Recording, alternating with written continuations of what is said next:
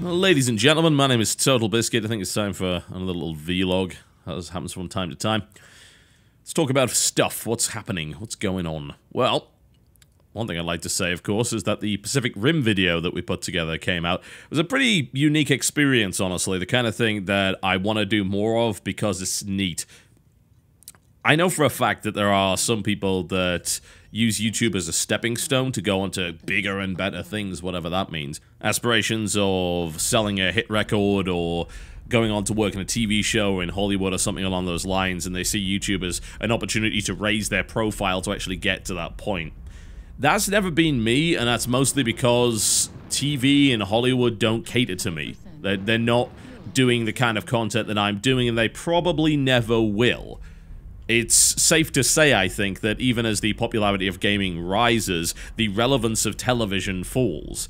If you want to watch gaming content, you're better off on YouTube than you would be on a television. It's all on demand. You can get gaming content that's very specifically tailored to exactly what you're looking for. That's the culture that has come about in this generation going forward. So for me to say, yeah, you know, I'm just doing this so that I can get a job in TV. I don't want a job in TV. I want to do this. This is better. I get to make my own stuff. I get to dictate everything about how my content is produced, and I don't have to cater to sponsors. I don't have to cater to people that say, well, you know what, I just don't think this will get the ratings. If I want to make a video that won't get the ratings, I can just do that straight up, and I could not care less. It's kind of a wonderful thing.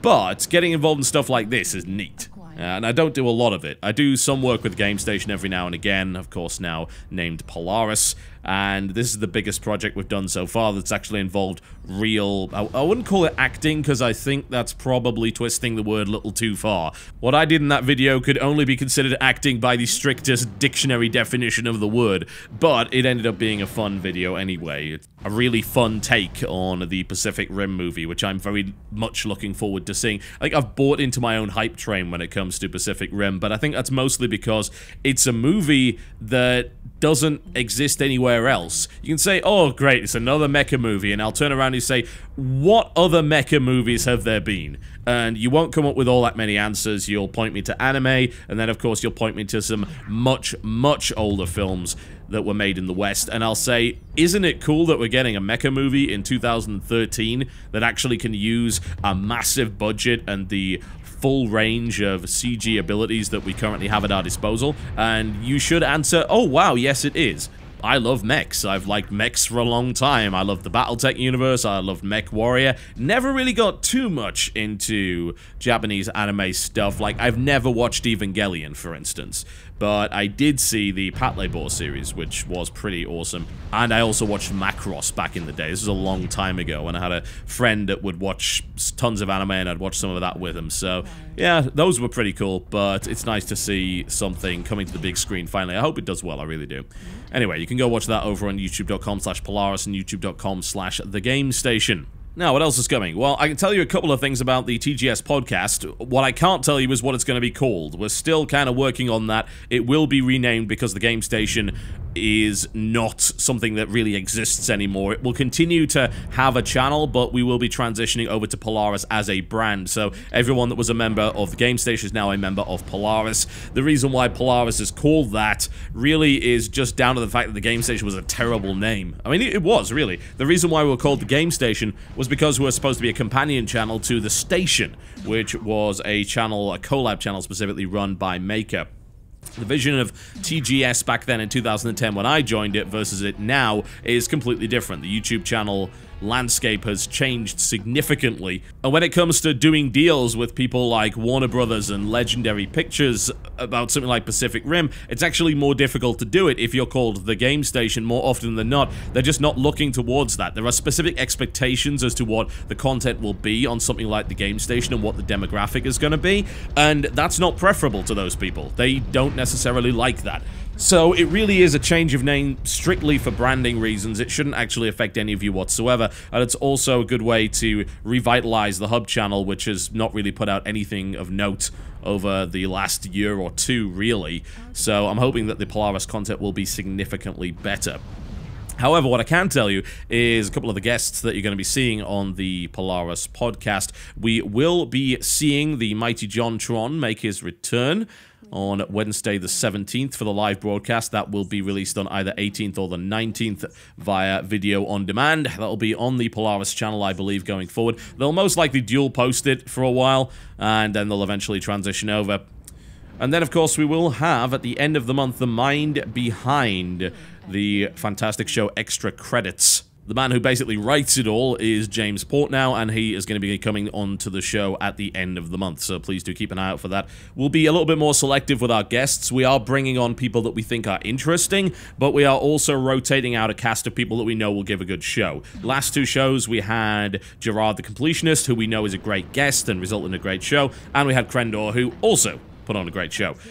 I'm avoiding bringing on unknowns specifically because we have had plenty of shows. I'm not just talking about the Silvermania one, yeah? We can talk about that one all we damn please. That was clearly the best example of the worst guest we've ever had. But there's been plenty of other shows with other guests that just simply haven't gelled, and while they haven't been offensive or annoying enough to get rid of completely, we still had a bad show because of them, because they either couldn't contribute to the topic or they just weren't a good guest in general. So I put together a list of about 8 or 9 people that I know are good guests. We'll bring them on, we'll rotate them in and out, and then every now and again we'll bring on special guests that we think will be interesting, like the writer of Extra Credits. Perhaps we'll see Felicia Day come on again, if she can tolerate the presence of Jesse Cox, maybe, maybe not, but we'll find out. That was a great show, she was a great guest, so we'll keep on doing things like that. So that's what you can expect from the podcast. While the name may change, the format will not. It will be identical to the previous format, so you can expect 3 hours of drivel with occasional video games. Now, onto events. The events calendar is looking fairly clear. That's with a good reason. I've turned down various offers for events over the next month or so because I would like to focus on the channel. I would like to make sure that the channel does well and that the content that people want is actually coming out. So for the next month, there shouldn't be anything in particular that's interfering with that. We will, however, of course, be hitting up PAX at the end of August. So that's something that will be happening. August the 30th to September the 2nd is the date for that, and that will, of course, be PAX Prime in Seattle. There will be a TGS podcast panel. Again, we actually sold out and filled the entire hall last time, and it was great, so we're going to do it again. Hopefully we have a bigger hall this time. It's going to be a late night show as well, which very well might mean that we get to do a longer show, which will be kind of great. We'll see. I'm not sure if there's going to be anyone behind it. I'm pretty sure it's at 9 p.m. on the Friday. But one way or the other, if you do want to attend that, I would suggest that you get there fairly early because we did fill the hall up. We had to turn people away, and we did signing for about 3 hours afterwards, but we still had... We didn't specifically turn people away, but the security did.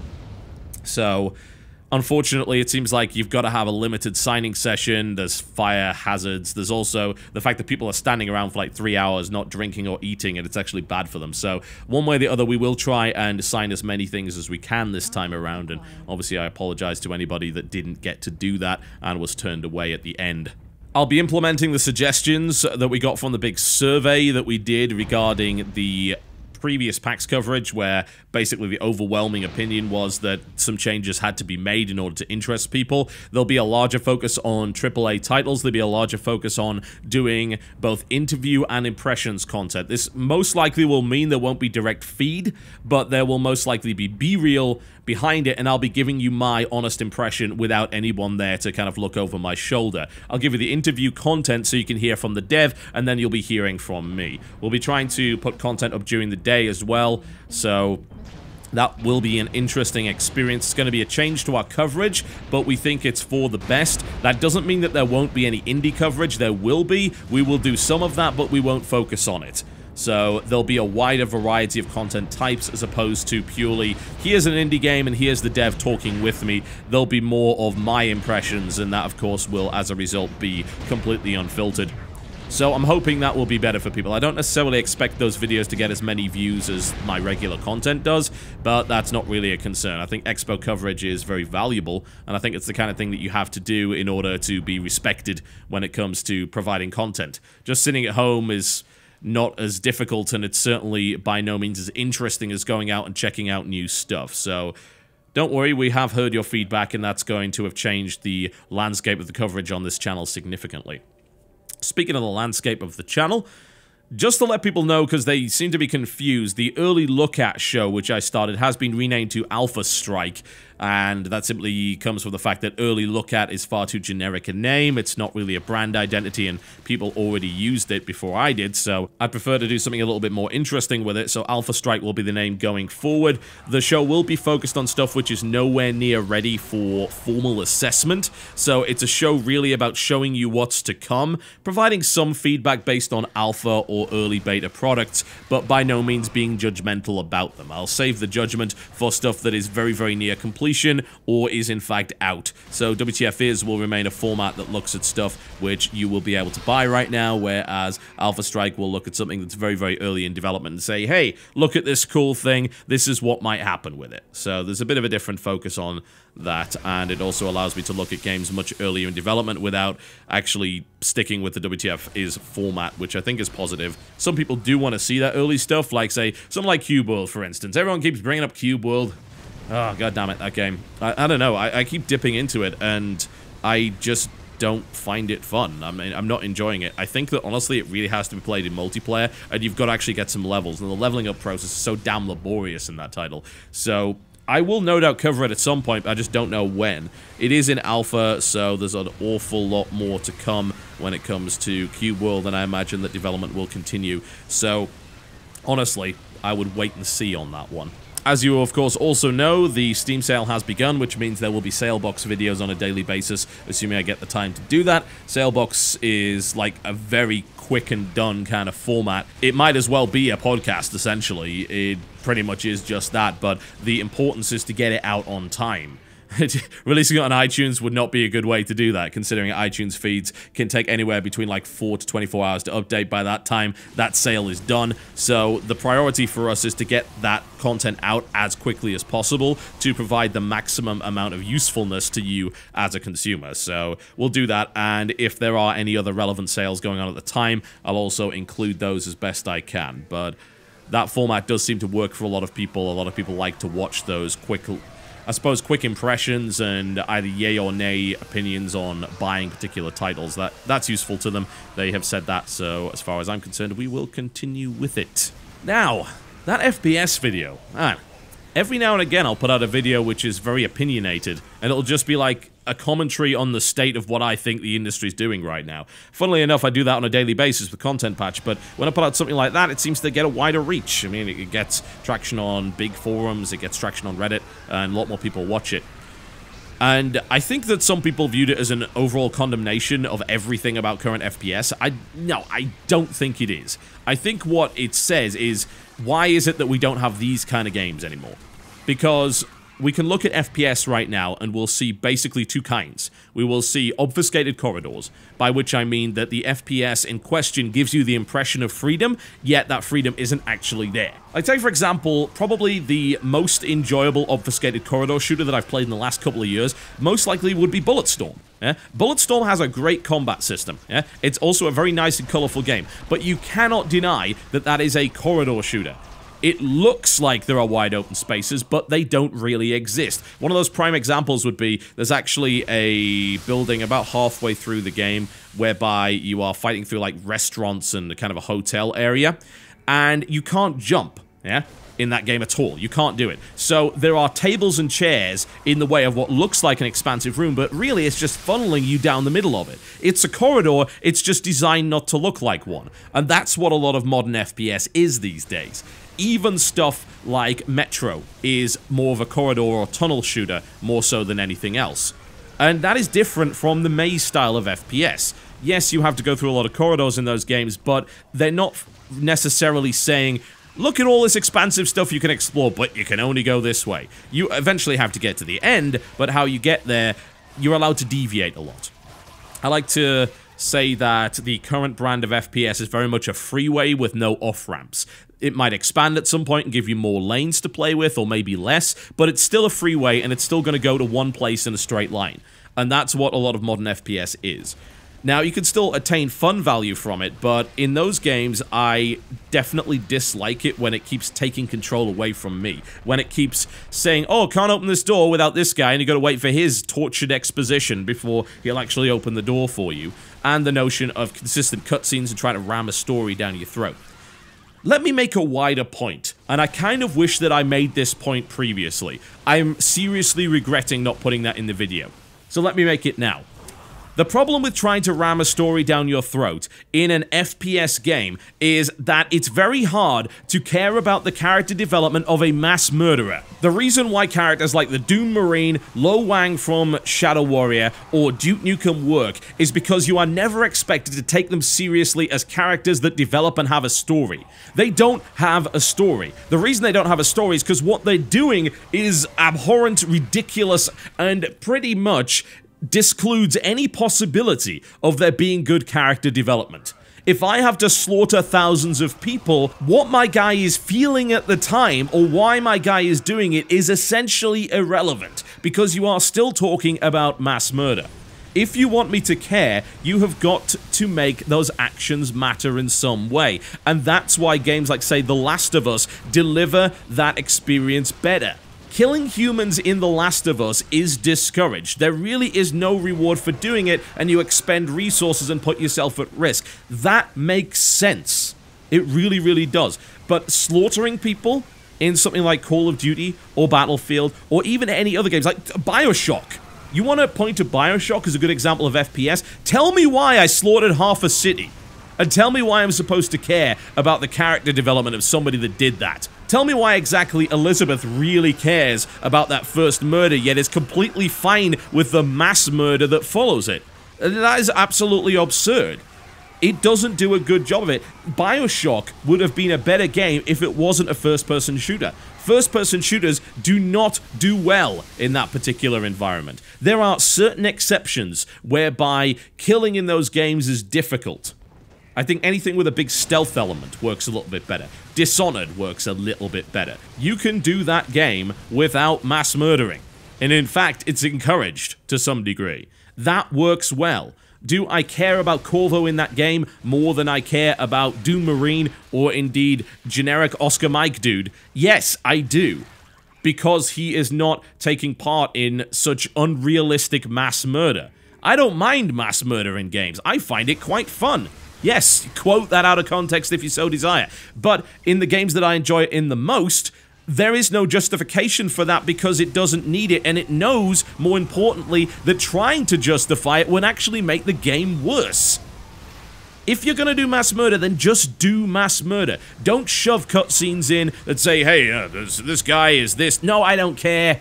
He is an avatar for my violent video game desires and nothing more than that. And every time you try and pretend he's more than that, that is when things start to fall apart. You are getting in the way when you do that.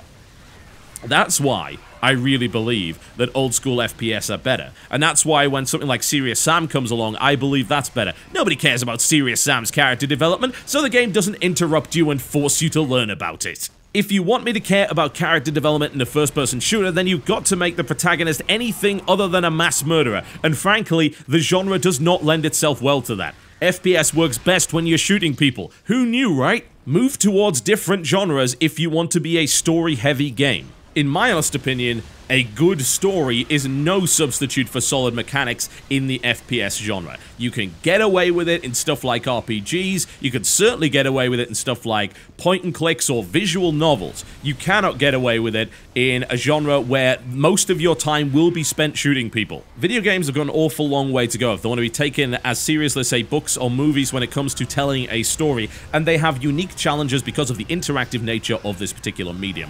If you wish to tell a story well in an interactive medium, the last thing you should do is take away the interactivity. It should not surprise anybody that the strength of the interactive medium does not in fact lie in its uninteractive elements.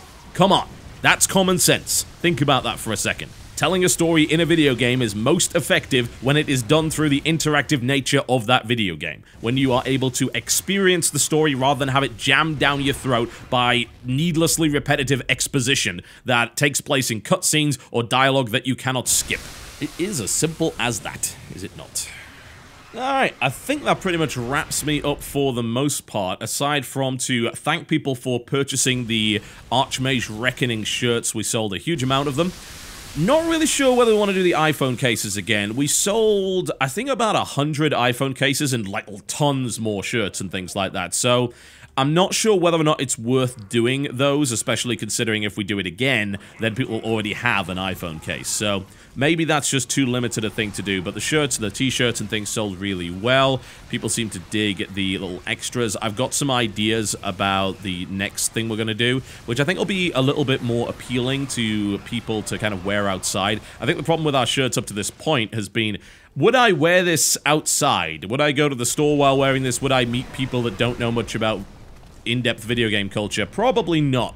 Although I do have an idea that is both amusing to gamers and will hopefully be considered by most people to not look silly. So I'll be working on that. It's going to be a larger range and it will hopefully be a bit cheaper as well. So I know these things are fairly expensive. We do print them on really, really good quality material and they do last. They're actually some of the most comfortable t-shirts I wear.